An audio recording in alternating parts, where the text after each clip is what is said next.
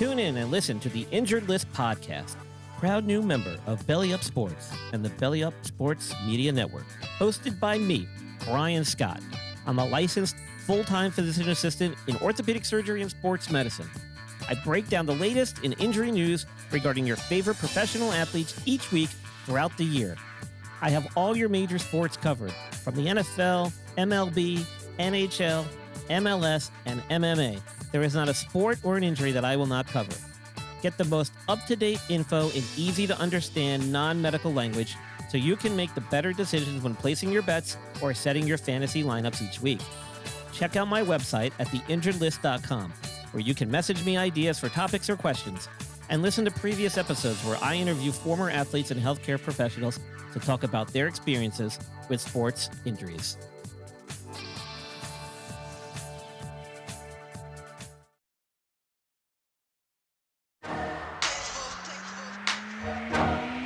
Ladies and gentlemen, please welcome the host of the Injured List podcast, Brian Scott.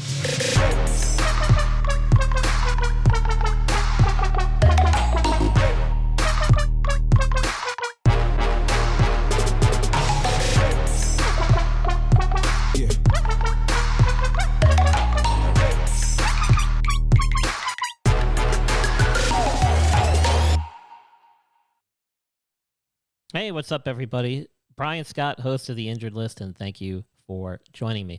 Now, it's been a while since I've put out any material, podcasts in particular, and I do apologize. I've been very busy, as you would imagine, during the NFL season, covering a myriad of injuries throughout the league on a weekly basis, and we're heading into week 4 now, and it just gets busier and busier as the weeks go by. So I've been doing a lot of injury analysis and breakdowns for some of my partners over at Belly Up, and being a guest appearances on their shows, in particular, 2 very popular shows that we have on the network. MD's Fantasy Football Show, hosted by Dan Mader. You can find me on his show every Wednesday and Thursday night at 10 p.m. Eastern Standard Time, where I will do breakdowns of the weekend players coming into the weekend who are injured, and there maybe some questions about their status for fantasy purposes. And then on Sunday mornings at 8 a.m. Eastern Standard Time, I am a guest on TSS Fantasy, again, to do kind of a last-minute injury breakdown for the guys over at TSS. And so that's probably the closest to game time that you'll be able to get the most up-to-date injury info, and great way to find me. And they're both on YouTube channels, so you can head over to their YouTube channels to check those out. They are listed on the Belly Up network, so you can check out the Belly Up website and find some of their information as well. And I've also been doing some articles for Belly Up as well on their fantasy website. Working with Andrew Leduc, we're putting out a weekly article titled Inside the Medical Tent. He will ask questions and I will answer regarding some of the injured players out there, and then he'll give some fantasy feedback based on my answers about their injuries. So that's an interesting little article we're doing on a weekly basis. And then I've been trying to get out a monthly article as well, just kind of doing some general topics centered around sports medicine and other things. So I got another one planning on releasing here soon. So stay tuned for that too, and you can also find that on the Belly Up Fantasy website. Special thank you to the sponsors of the show, in particular SeatGeek, who is gracious enough to offer my listeners a discount for a first-time purchase on tickets to any sporting or any events, not even sports, that you are interested in attending, and you'll get some more information on that a little later. Fanatics, I'm a proud brand ambassador for them as well, and I will have some discount link in the episode information. Also, Belly Up Media, as I've already mentioned, and Belly Up Fantasy for their excellent collaboration and working with a good group of guys over there. So don't forget to check out that website periodically for those articles I mentioned. And there's a ton of other creators and writers out there on the website as well that do a ton of great work and some really interesting input and perspectives on all things centered around all sports, not just football, of course. Now, let's get into today's topic, which is the back injury, supposedly, that Miami Dolphin quarterback Tua Tagovailoa sustained over the weekend, which has led to some controversy.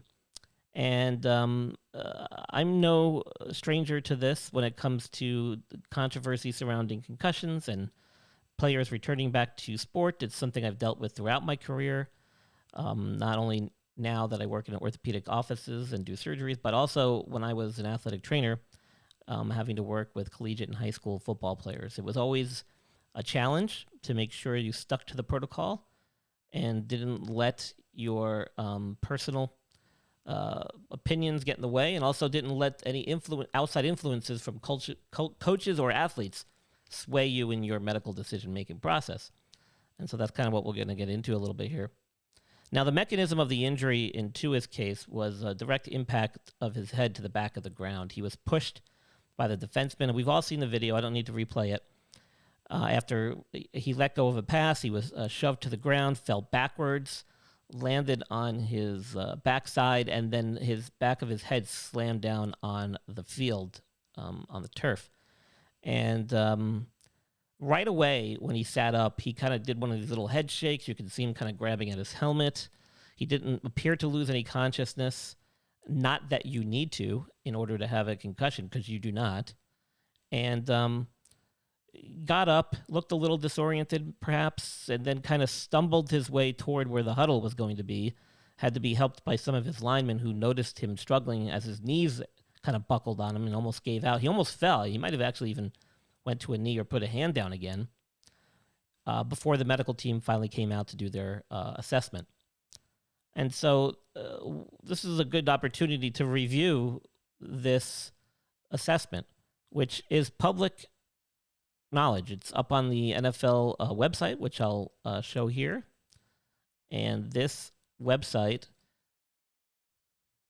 here we go. Okay, so overview of the injury. So how do they define a sport concussion or sports-related concussion, which is what this SRC here in the paragraph adjacent to me shows. And they basically define it as a direct blow to the head, face, mask, or elsewhere to the body with an impulsive force that's transmitted to the head. And obviously, hitting the head on the back of the turf would fall under this category, right? I mean, it was pretty clear, I think, to even people who are not in a healthcare profession, that he definitely had some kind of what we call bell ringing going on at the time of the injury. Now, typically, a sport-related concussion can result in a rapid onset of short-lived impairment of neurologic function that resolves spontaneously. However, and this is key, man, this is what really gets under my skin about his quick return, is that, and this is true, I've seen this, some cases, signs and symptoms may evolve over a number of minutes to hours. And that's really important. You know, there is some major things that could be happening to the brain at this time, which could be potentially severe and even life-threatening. I've seen kids that several hours after the injury have symptoms that lingered long after the time of the impact to their head, who ended up in the emergency room and were diagnosed with like subdural hematomas or other, intracranial bleeds, like serious stuff. And so that's why this is not to be taken lightly and should be monitored very closely. And I can't still fathom how he was able to clear any of the protocol from a short period of time through the halftime. Still just kind of boggles my mind. Now, he also, did exemplify a short-lived impairment of neurological function. That's why his legs gave out from under him. That's why he almost fell. And it was obvious. I mean, you could witness it. It was objective. There was nothing subjective about it. So, I just, right off the bat, I just don't get it.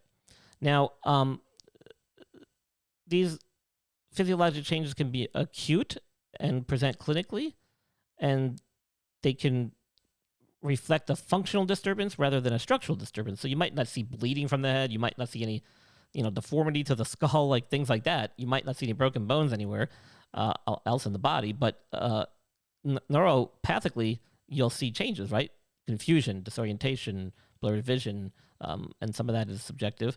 But you'll see them, maybe their eyes are rolled to the back of their head. They have a brief loss of consciousness. Maybe they have these gross motor instability moments where, like Tua did, where he stumbled and fell and couldn't regain his balance.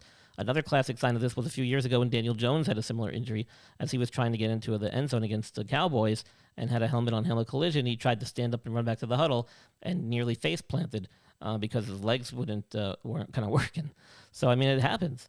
Now, potential concussion signs, right? So you don't have to lose consciousness. Even though that is part of this here, it doesn't have to happen. He did not have that. He did not have a fencing posture. He was slow to get up, following the hit to the head on the back of the ground. And that's technically secondary contact with the playing surface. So that's exactly what happened. And then he had this too. He had motor coordination balance problems. He stumbled, he tripped, he fell. He had labored movements. He might have had a blank or vacant look. We couldn't really see very well, but I mean, he could have. He probably did. Whether or not he was disoriented, we don't know. It appeared that he was heading toward the right direction, going back to the huddle. I don't know if he was heading toward the correct sideline or not. He might have been. And we don't know this part because we don't know what the evaluation by the medical team was. You know, did he have any amnesia? Did he not remember events before the injury? Did he not remember events after the injury? He was kind of clutching his head at one point after he sat up after hitting his head on the ground. We didn't see any visible facial injury with any of these things, but it doesn't have to be present. And so, you know, the next part of this is more subjective. These things are kind of things that they would have to gather during their sideline assessment. Headaches, nausea, vomiting, any sensitivity to light or sound, disorientation, any visual disturbances. Are they hearing ringing in the ears? Do they feel dizzy? But, you know, then that's carried out usually in the medical tent. And then here is how we go to the, you scroll down through the protocol and you see all this stuff. I mean, it's very detailed. So game day decisions, right? So right when he's taken off the field, he's asked a bunch of questions by the medical team. Keep in mind, the medical team consists of a slew of people. It's not just one person. It's the athletic training staff. Okay, it's the head team physician who does travel across state lines. They also have to have a local physician and emergency room physician that they're affiliated with who can also treat them. Okay, there's also an independent or unaffiliated neurotrauma consultant who is present. In fact, I think there's 3 of them at any time present at the game to assist with these head injury evaluations and concussion protocol. Okay? They're available to assist the physicians, but they're also part of the evaluation to some degree. And everything that gets done during the concussion protocol is run through them so they know what's going on and they're part of the process. Don't forget, there's also a booth certified athletic trainer, or what they call spotters. These are certified athletic trainers who are not affiliated with the teams. They are sometimes local to the area, though, to the stadium that they're assigned. And they're up in the booth as spotters. They literally are watching the games from multiple locations throughout the stadium, watching the field of play, and looking for anybody who may be injured. Not just concussions, but just injuries in general. But concussions are a big part of it. And they actually have the ability to radio down to the field, to the officials, directly, and call an injury timeout and basically stop the game at any point if they feel that there is a player that's injured that hasn't been spotted or adequately assessed by the medical team on the sideline.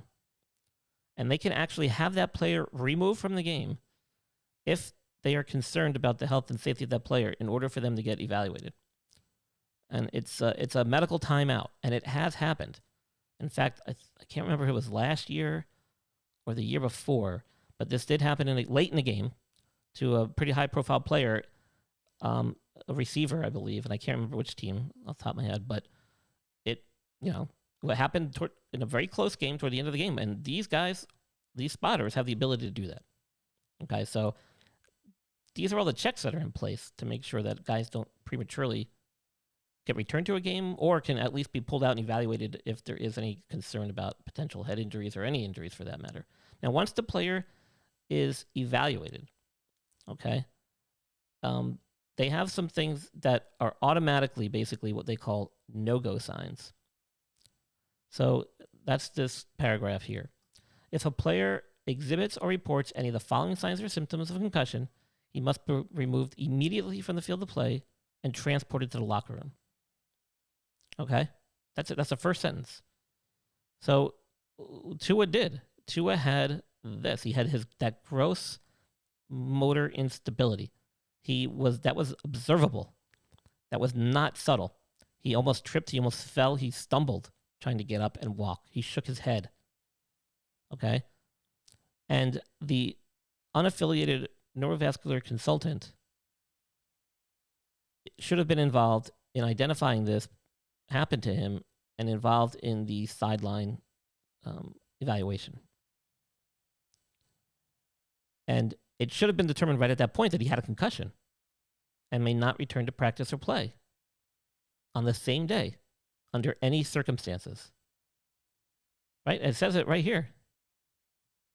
Now, that's where I think the NFLPA is going to find an issue. And it has been reported that there is, in fact, an investigation that is going to be happening. The NFLPA announced that they're going to be doing an investigation into whether or not the concussion protocol was followed. And we're going to get into that right after this commercial break. From our sponsors, you're watching the Injured List podcast.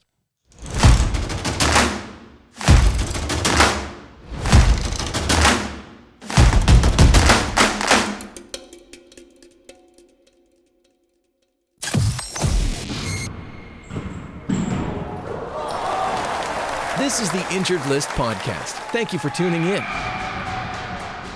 Are you interested in being a guest on the show? Or do you know someone who would make a good guest?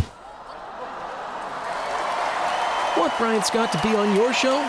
If so, share the podcast with your friends or drop us a line and we will get back to you right away. Email us at theinjuredlist411@gmail.com or visit our website at www.theinjuredlist.com. You're listening to the Injured List podcast with your host, Brian Scott, your go-to resource for all sport injury-related topics. For show notes and other resources, visit theinjuredlist.com. Now, back to the show.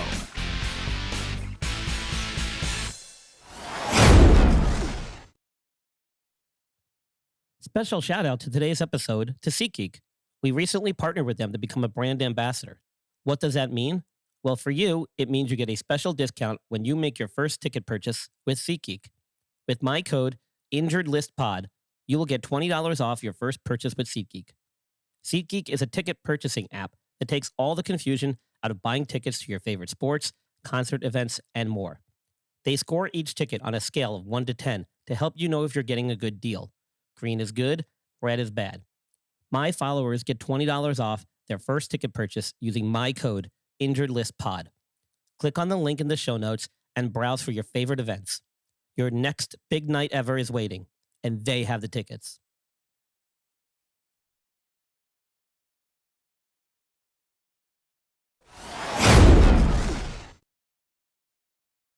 All right, people.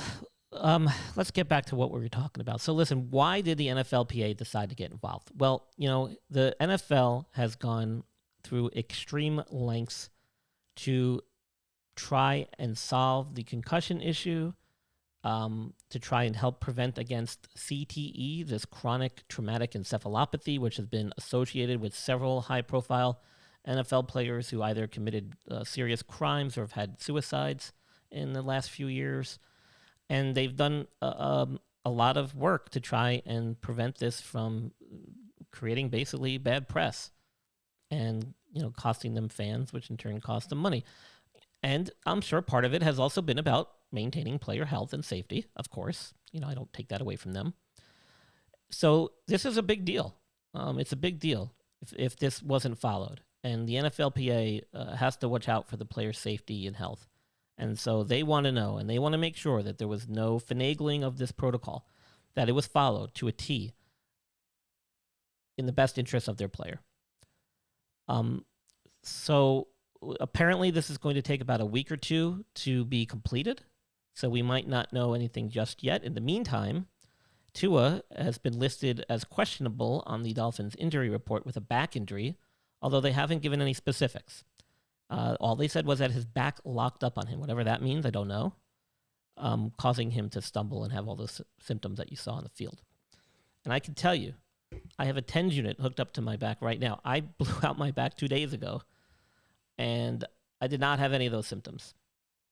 And clinically, those are not symptoms that are consistent with what you would see with a back injury. In fact, a lot of the times, people who have back injuries, especially significant acute back injuries, are often incapacitated to the point where they can't even get up. And if they do, they're tight, they're stiff, they have a hard time walking, they have a hard time either straightening or flexing over, bending over. They're usually writhing in pain, and they become very immobile very quickly. So a lot of the stuff he displayed on the field was not consistent with a spine or back injury. But, this is where the Dolphins are right now. They have him listed as questionable, and they're treating him for a back, and he's expected to play this weekend. So where do they go from here, man? I don't think they can go back. I think they're heading down the road where they must play him, and they must repeat that it is a back injury, because they've already now gone down that road and sweared up and down that the concussion protocol was followed. And so anything that they say otherwise is going to look really, really bad for them and potentially result in some penalties, which I think we may see even after the NFLPA completes their investigation. Because there's just no way. There's just no way he didn't have a concussion. So I think there's going to be significant ramifications. I think we're going to see, I feel as though that the NFLPA's investigation will lead to some type of fine or suspension, either to the coaching staff, to somebody on the medical staff, which I hope not, because that would be really bad. On the surface, it appears that they'll probably focus more on the subjective complaints that Tua was providing to the medical team, because that's kind of hard to argue. I mean, if he's telling them, it's not my head, it's my back, I'm not confused. And there are some objective tests that they can do to check for that stuff. The question is, did they? So, and if the objective stuff comes back clean, meaning he was able to pass any objective tests that were thrown his way, well then, subjectively, if he's saying that he's fine, then he's fine. I mean, that would be a tough thing to argue. But judging by the video footage and the things that I've read to you right off of their website, I mean, right off the bat, he had a concussion. He displayed concussion symptoms, and those are objective. Those are not subjective. So, I'm not sure how they're going to get around that. The problem is too, if they did skirt around this concussion protocol, they're really jeopardizing his long-term health, and they put him at risk for more serious injury. Like I mentioned before, there are instances where people have been found to have significant head trauma several hours after a game, where they were thought to have a concussion, or maybe did have a concussion but never reported it, or it was found to be negative and they were returned to play. So there are some serious ramifications that could have come of this. Let's hope we don't end up in this position again. This is not something I think the NFL is going to take lightly. I think we will see something come out of this because of all the work that they put into preventing stuff like this from happening and protecting the players. So I'm curious as to what you guys think. I've watched some of the other sports talk shows. I think everybody seems to be on the same page. There are some people that just can't fathom that the protocol wasn't followed, but I can very easily, based on my experiences, see where somebody in a position of power maybe had thrown their weight around a little bit, so to speak, to kind of shift the momentum in their direction and get the outcome they wanted. And I've seen situations where the players are very motivated to stay in the game and will tell you what you want to hear so that they don't have to miss any action. And, that's always been a problem with the concussion treatments, especially back in the past before a lot of the current protocols were in place. But there are objective things that can be done to prevent that. So I'm hoping it was followed. I hope there's nothing that comes of this. But in my gut, it tells me something bad's going to come out of this to some degree. So, well, that's all I wanted to talk with you guys about today. So I hope you enjoyed this short little podcast. And again, please tune in wherever you listen to your podcasts. There's plenty of episodes I have that date back over the years that cover a lot of the topics you still hear about today. So if you have any questions or interest in any old sports injuries or any injuries that may be going on now, you'll probably find something very similar on my podcast websites, which you can find on my website at theinjuredlist.com or on Spreaker or on the Belly Up Network. So check those websites out if you're interested in hearing some old episodes. And don't forget to check out the SeatGeek app where you can get a $20 off discount your first purchase using my code InjuredListPod. And, tonight I'll be on the MD's Fantasy Football Show going over the second half of Sunday's games, talking about injured players and what to expect. And then I'll see you Sunday morning, 8 a.m. on TSS Fantasy. So as always, everybody, stay safe, stay healthy, and stay active.